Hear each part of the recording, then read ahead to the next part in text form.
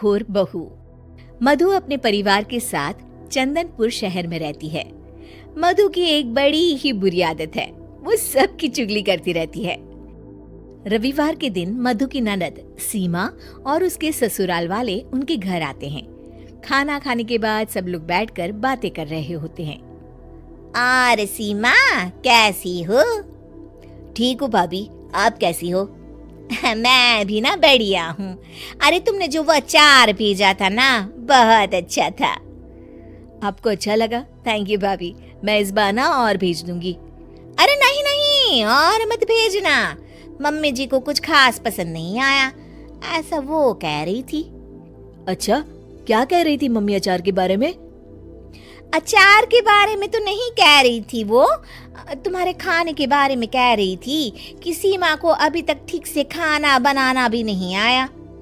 क्या मम्मी ने ऐसा कहा?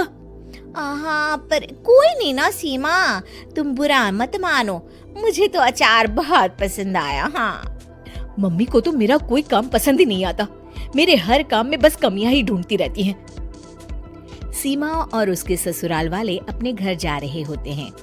तब मधु की सास कहती है, अच्छा सीमा बेटा, अपना ख्याल रखना। हाँ हाँ ठीक है मम्मी। सीमा रूखेपन से जवाब देकर वहाँ से चली जाती है। अरे सीमा को क्या हो गया बहू, कुछ कहा क्या उसने? अब पता नहीं माँ जी। मधु अपनी सहेली संजना से बात कर रही होती है।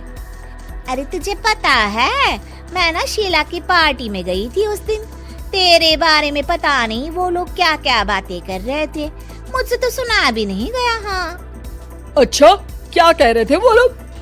शीला कह रही थी कि जब भी मैं संजना को पार्टी में बुलाती हूँ वो आती ही नहीं, उसे पैसों का बड़ा घमंड है भाई। क्या उसने ऐसा कहा? मैं अभी उससे बात करती हूँ। अरे छोड़ ना, उसकी बात ही नहीं करनी हमें, छोड़, चल छोड़। मधु अपनी सहेली से बात कर रही होती है, तभी उसका पति सचिन आ जाता है। अच्छा संजना, मैं ना तुमसे बाद में बात करती हूँ, ठीक है? मधु इधर आओ। क्या हुआ जी? अरे पता नहीं क्या हो गया है, सीमा माँ से बात ही नहीं कर रही। तुमसे कुछ कहा था क्या उसने? नहीं तो जी, उसने तो कुछ नहीं कहा मुझे, पर क्या मधु, बताओ मुझे। जब ना हम सब बाहर बैठे थे तो मधु की सास मुझसे आकर बोली कि अब तुम लोग भी एसी खरीद लो, गर्मी बहुत लगती है यहाँ आकर। क्या उन्होंने ऐसा कहा? हाँ जी, ऐसा कहा। अब मधु के घर वाले ना हमेशा ही हमें नीचा दिखाते रहते हैं। नाराज तो हमें होना चाहिए, और सीमा नाराज होकर बैठी है। कोई बात नहीं, होने दो नाराज, हमें भी फर्क नहीं पड़ता। मधु मेरी एक बात ध्यान से सुनो, कोई जरूरत नहीं है आज के बाद उससे बात करने की। ठीक है जी। एक दिन मधु टीवी देख रही होती है और उसके पास सीमा का फोन आता है। मधु टीवी में इतना ज्यादा बिजी होती है कि फोन नहीं उठाती। अगले दिन सीमा घर पर आ जाती है। अरे वाह सीमा, आओ आओ, कितने दिनों बाद आई हो। हाँ हाँ, आप लोग तो मुझे भूल ही गए हैं ना बुलाते हैं ना फोन उठाते हैं। अरे ऐसा कुछ भी नहीं है, क्या हुआ सीमा, बताओ मुझे। आप लोगों को तो कुछ फर्क ही नहीं पड़ता। सीमा रोने लगती है और अपने कमरे में चली जाती है। तभी सचिन भी वहाँ आ जाता है।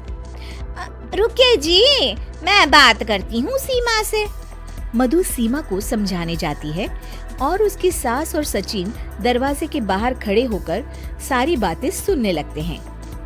अरे छोड़ ना सीमा, तेरे भैया की तो आदत ही है बात का बतंगड़ बनाने की।